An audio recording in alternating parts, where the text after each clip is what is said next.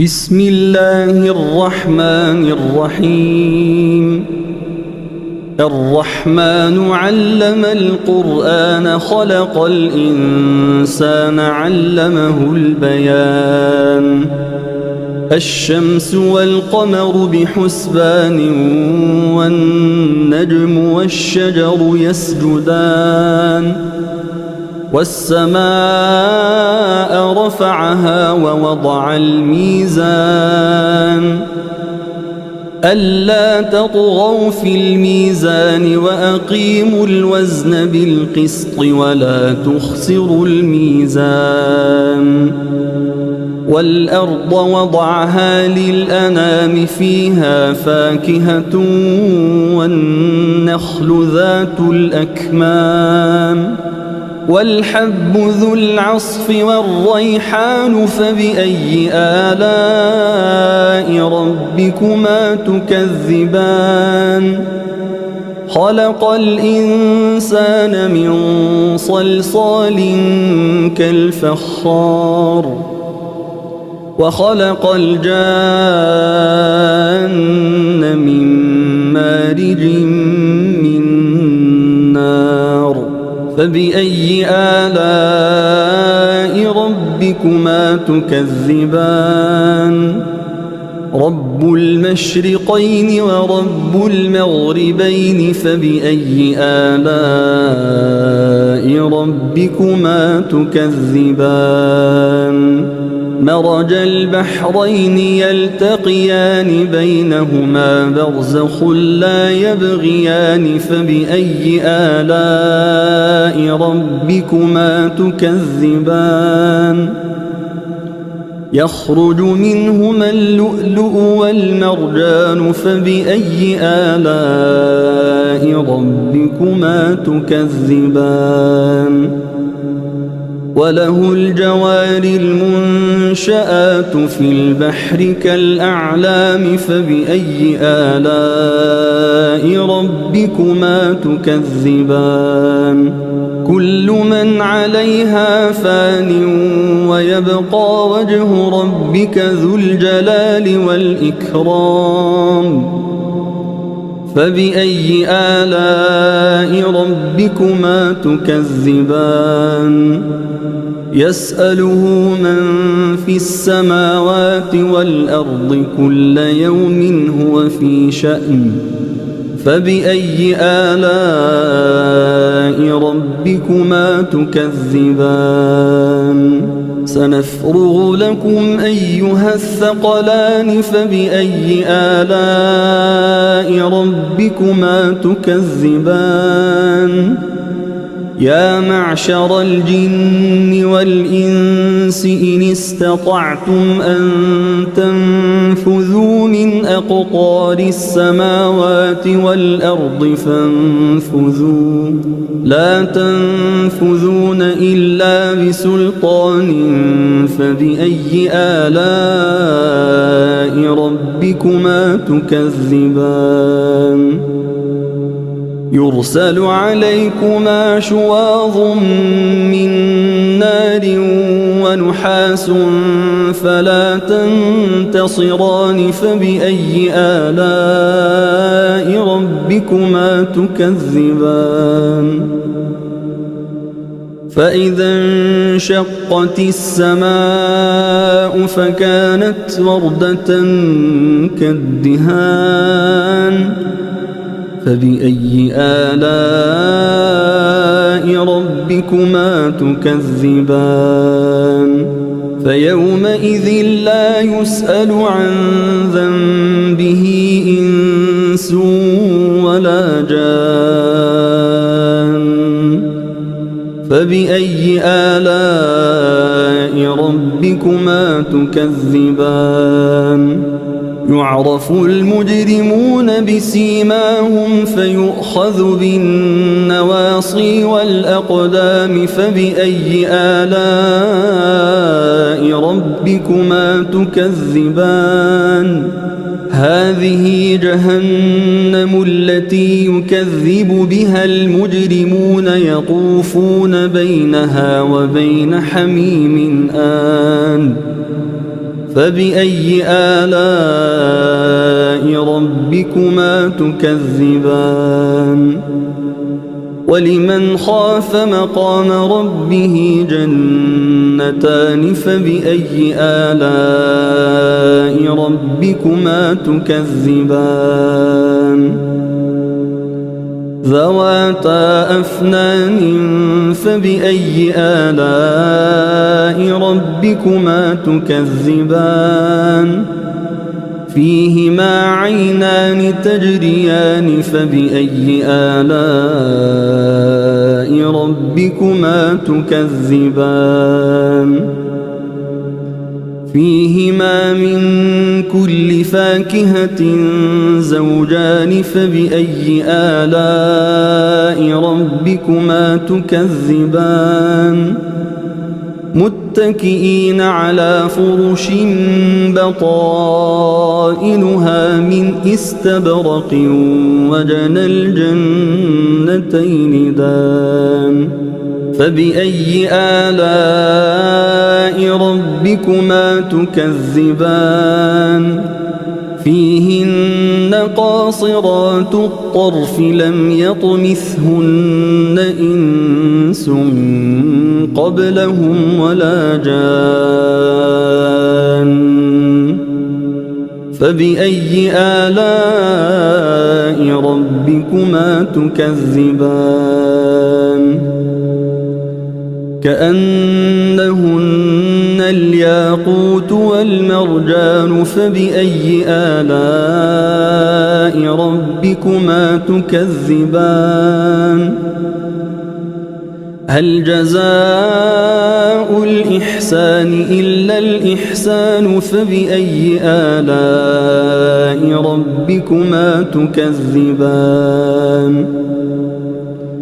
ومن دونهما جنتان فبأي آلاء ربكما تكذبان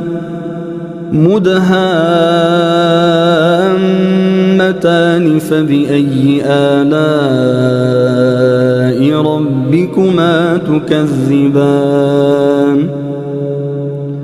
فيهما عينان نضاختان فبأي آلاء ربكما تكذبان فيهما فاكهة ونخل ورمان فبأي آلاء ربكما تكذبان فيهن خيرات حسان فبأي آلاء ربكما تكذبان حور مقصورات في الخيام فبأي آلاء ربكما تكذبان لم يطمثهن إنس قبلهم ولا جان فبأي آلاء ربكما تكذبان متكئين على رفرف خضر وعبقري حسان فبأي آلاء ربكما تكذبان تبارك اسم ربك ذي الجلال والإكرام أعوذ بالله من الشيطان الرجيم بسم الله الرحمن الرحيم ياسين والقرآن الحكيم إنك لمن المرسلين على صراط مستقيم تنزيل العزيز الرحيم لتنذر قوما ما أنذر آباؤهم فهم غافلون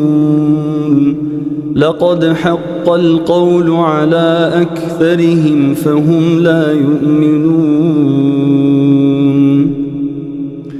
إنا جعلنا في أعناقهم أغلالا فهي إلى الأذقان فهم مقمحون وجعلنا من بين أيديهم سدا ومن خلفهم سدا فأغشيناهم فهم لا يبصرون وسواء عليهم أأنذرتهم أم لم تنذرهم لا يؤمنون إنما تنذر من اتبع الذكر وخشي الرحمن بالغيب فبشره بمغفرة وأجر كريم إنا نحن نحيي الموتى ونكتب ما قدموا وآثارهم وكل شيء أحصيناه في إمام مبين واضرب لهم مثلا أصحاب القرية إذ جاءها المرسلون إذ أرسلنا إليهم 2 فكذبوهما فعززنا بثالث فقالوا إنا إليكم مرسلون قالوا ما أنتم إلا بشر مثلنا وما أنزل الرحمن من شيء إن أنتم إلا تكذبون قالوا ربنا يعلم إنا إليكم لمرسلون وما علينا إلا البلاغ المبين قالوا إنا تطيرنا بكم لئن لم تنتهوا لنرجمنكم وليمسنكم منا عذاب أليم قالوا طائركم معكم أئن ذكرتم بل أنتم قوم مسرفون وجاء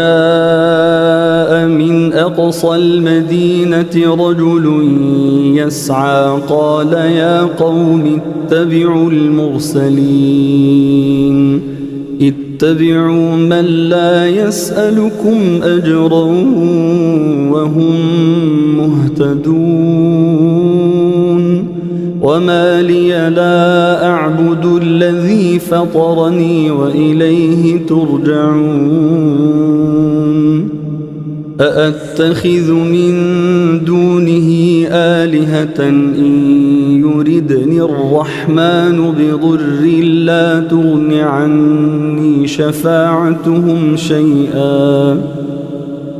لا تغن عني شفاعتهم شيئا ولا ينقذون إني إذا لفي ضلال مبين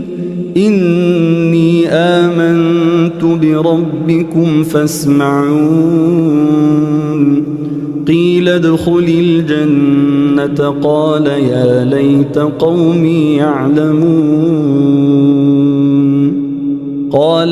ليت قومي يعلمون بما غفر لي ربي وجعلني من المكرمين وما أنزلنا على قومه من بعده من جند من السماء وما كنا منزلين إن كانت إلا صيحة واحدة فإذا هم خامدون يا حسرة على العباد ما يأتيهم من رسول إلا كانوا به يستهزئون ألم يروا كم أهلكنا قبلهم من القرون أنهم إليهم لا يرجعون وإن كل لما جميع لدينا محضرون وآية لهم الأرض الميتة أحييناها وأخرجنا منها حبا فمنه يأكلون وجعلنا فيها جنات من نخيل وأعناب وفجرنا فيها من العيون ليأكلوا من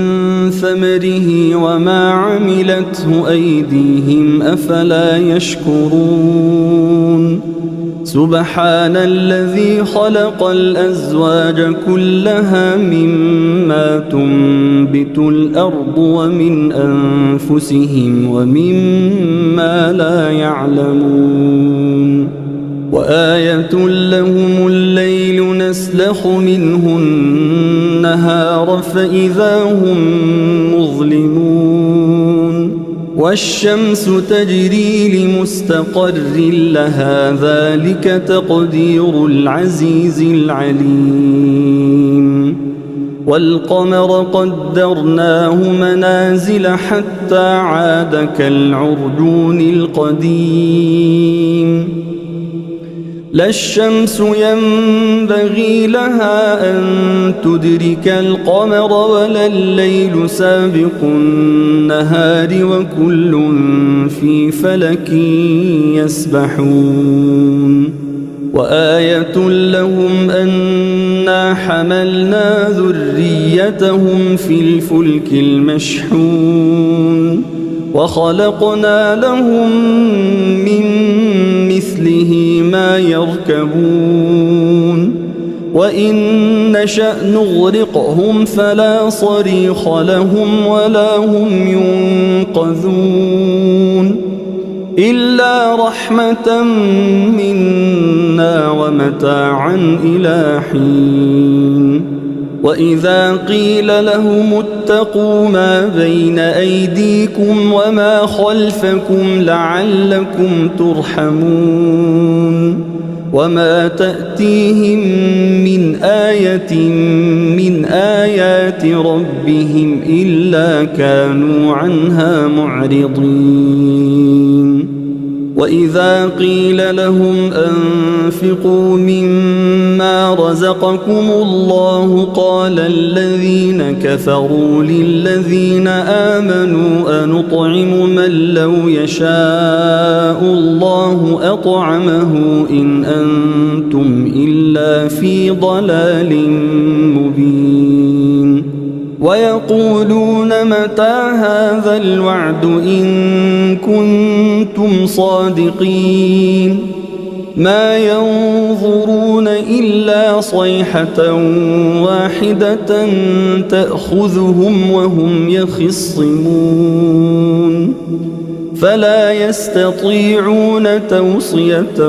ولا إلى أهلهم يرجعون ونفخ في الصور فإذا هم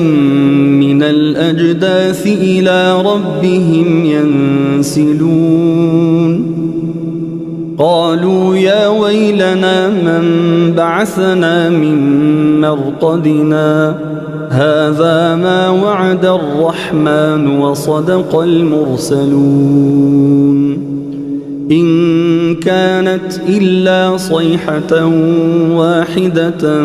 فإذا هم جميع لدينا محضرون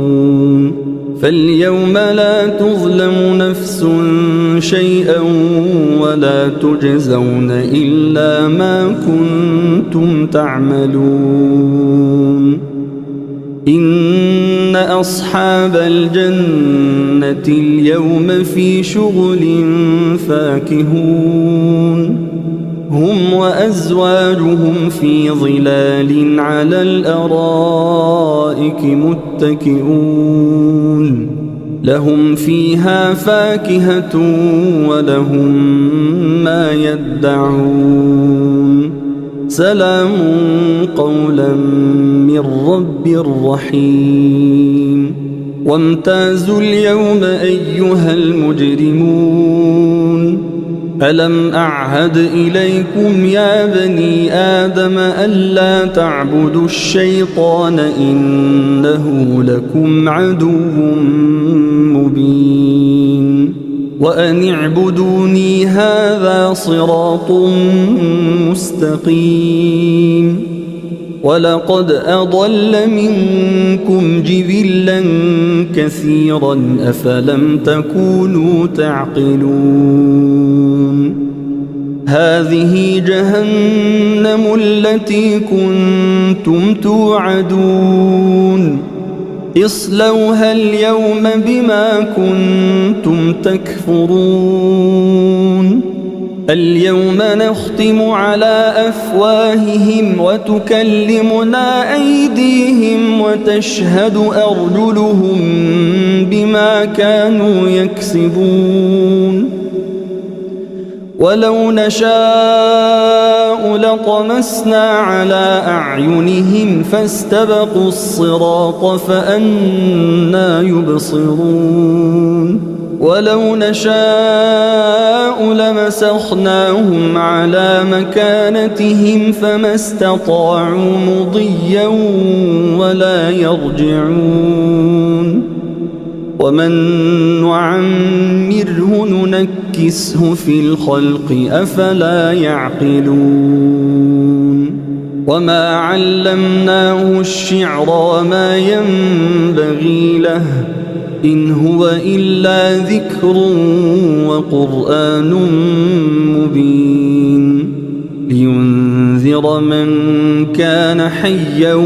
ويحق القول على الكافرين أولم يروا أنا خلقنا لهم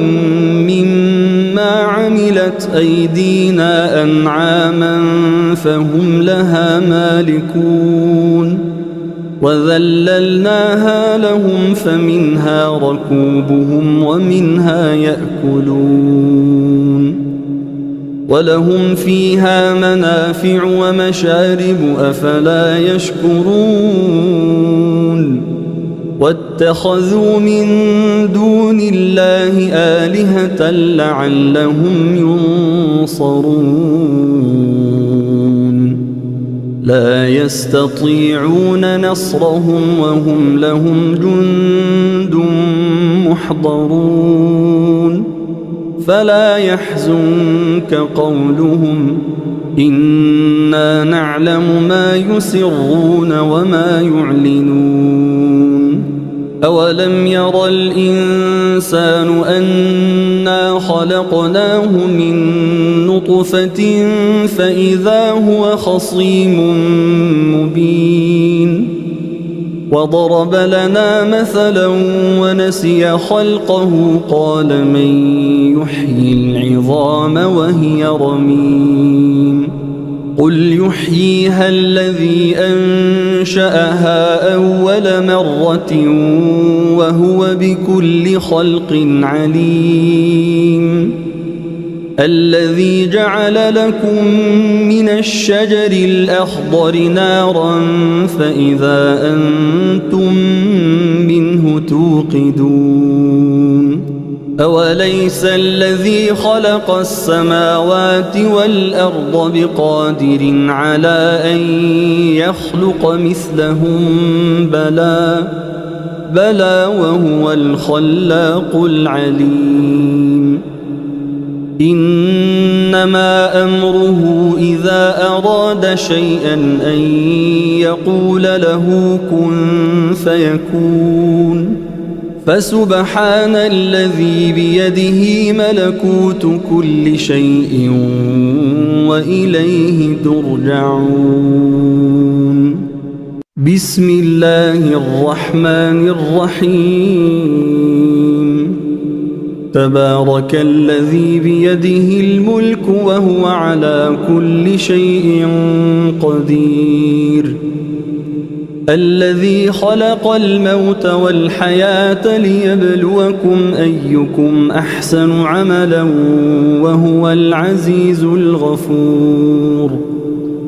الذي خلق 7 سماوات طباقا ما ترى في خلق الرحمن من تفاوت فارجع البصر هل ترى من فطور ثم ارجع البصر كرتين ينقلب إليك البصر خاسئا وهو حسير ولقد زينا السماء الدنيا بمصابيح وجعلناها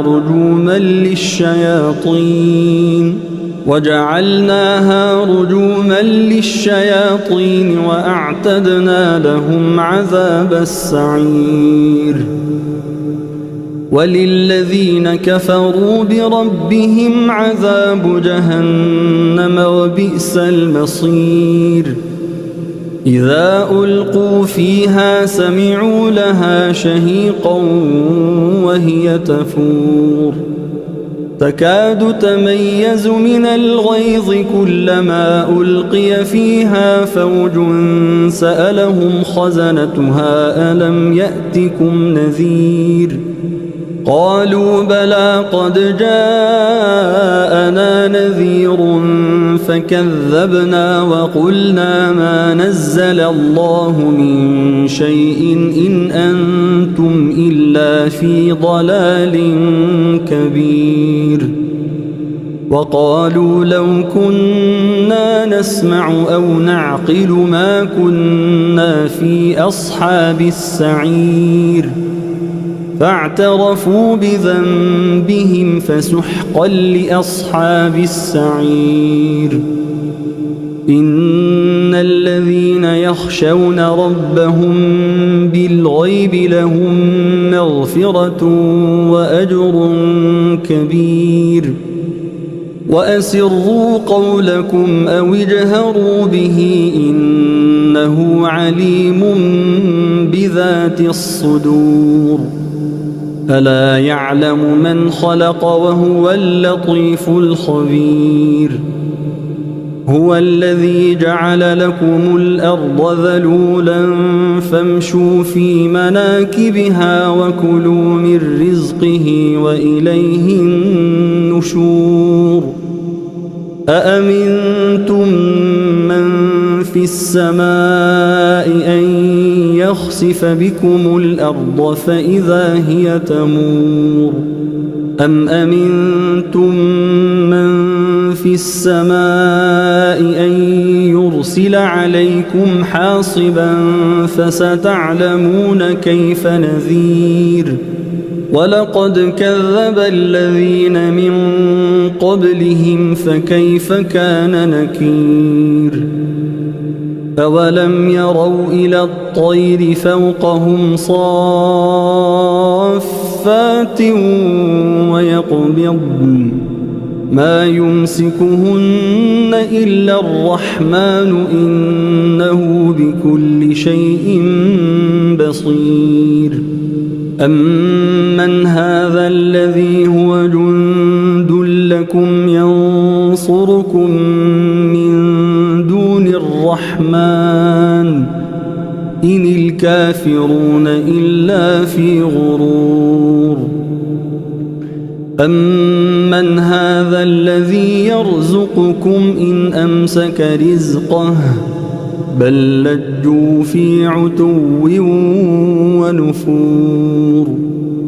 أفمن يمشي مكبا على وجهه أهدى أمن يمشي سويا على صراط مستقيم قل هو الذي أنشأكم وجعل لكم السمع والأبصار والأفئدة قليلا ما تشكرون قل هو الذي ذرأكم في الأرض وإليه تحشرون ويقولون متى هذا الوعد إن كنتم صادقين قل إنما العلم عند الله وإنما أنا نذير مبين فلما رأوه زلفة سيئت وجوه الذين كفروا وقيل هذا الذي كنتم به تدعون قل أرأيتم إن أهلكني الله ومن معي أو رحمنا فمن يجير الكافرين من عذاب أليم قل هو الرحمن آمنا به وعليه توكلنا فستعلمون من هو في ضلال مبين قل أرأيتم إن أصبح ماؤكم غورا فمن يأتيكم بماء معين بسم الله الرحمن الرحيم إذا وقعت الواقعة ليس لوقعتها كاذبة خافضة رافعة إذا رجت الأرض رجا وبست الجبال بسا فكانت هباء منبثا وكنتم أزواجا ثلاثة فأصحاب الميمنة ما أصحاب الميمنة وأصحاب المشأمة ما أصحاب المشأمة والسابقون السابقون أولئك المقربون في جنات النعيم ثلة من الأولين وقليل من الآخرين على سرر موضونة متكئين عليها متقابلين يطوف عليهم ولدان مخلدون بأكواب وأباريق وكأس من معين لا يصدعون عنها ولا ينزفون وفاكهة مما يتخيرون ولحم طير مما يشتهون وحور عين كأمثال اللؤلؤ المكنون جزاء بما كانوا يعملون لا يسمعون فيها لغوا ولا تأثيما إلا قيلا سلاما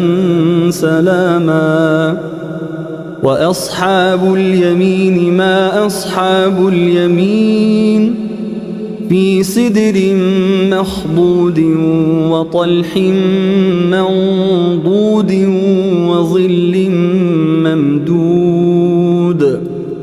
وظل ممدود وماء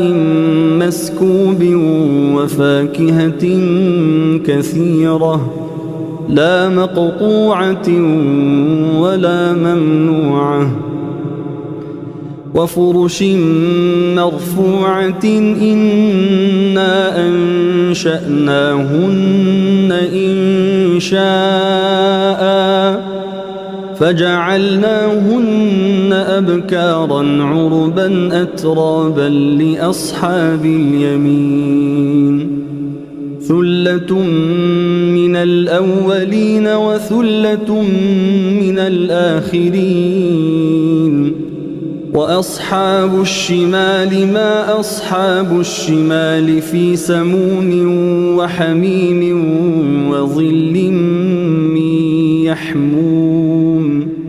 لا بارد ولا كريم إنهم كانوا قبل ذلك مترفين وكانوا يصرون على الحنث العظيم وكانوا يقولون أئذا متنا وكنا ترابا وعظاما أئنا لمبعوثون أو آباؤنا الأولون قل إن الأولين والآخرين لمجموعون إلى ميقات يوم معلوم ثم إنكم أيها الضالون المكذبون لآكلون من شجر من زقوم فمالئون منها البطون فشاربون عليه من الحميم فشاربون شرب الهيم هذا نزلهم يوم الدين نحن خلقناكم فلولا تصدقون أفرأيتم ما تمنون أأنتم تخلقونه أم نحن الخالقون نحن قدرنا بينكم الموت وما نحن بمسبوقين على أن نبدل أمثالكم وننشئكم فيما لا تعلمون ولقد علمتم النشأة الأولى فلولا تذكرون أفرأيتم ما تحرثون أأنتم تزرعونه أم نحن الزارعون لو نشاء لجعلناه حطاما فظلتم تفكهون إنا لمغرمون بل نحن محرومون أفرأيتم الماء الذي تشربون أأنتم أنزلتموه من المزن أم نحن المنزلون لو نشاء جعلناه أجاجا فلولا تشكرون أفرأيتم النار التي تورون أأنتم أنشأتم شجرتها أم نحن المنشئون نحن جعلناها تذكرة ومتاعا للمقوين فسبح باسم ربك العظيم فلا أقسم بمواقع النجوم وإنه لقسم لو تعلمون عظيم إنه لقرآن كريم في كتاب مكنون لا يمسه إلا المطهرون تنزيل من رب العالمين أفبهذا الحديث أنتم مدهنون وتجعلون رزقكم أنكم تكذبون فلولا إذا بلغت الحلقوم وأنتم حينئذ تنظرون ونحن أقرب إليه منكم ولكن لا تبصرون فلولا إن كنتم غير مدينين ترجعونها إن كنتم صادقين فأما إن كان من المقربين فروح وريحان وجنة نعيم وأما إن كان من أصحاب اليمين فسلام لك من أصحاب اليمين وأما إن كان من المكذبين الضالين فنزل من حميم وتصلية جحيم إن هذا لهو حق اليقين فسبح باسم ربك العظيم.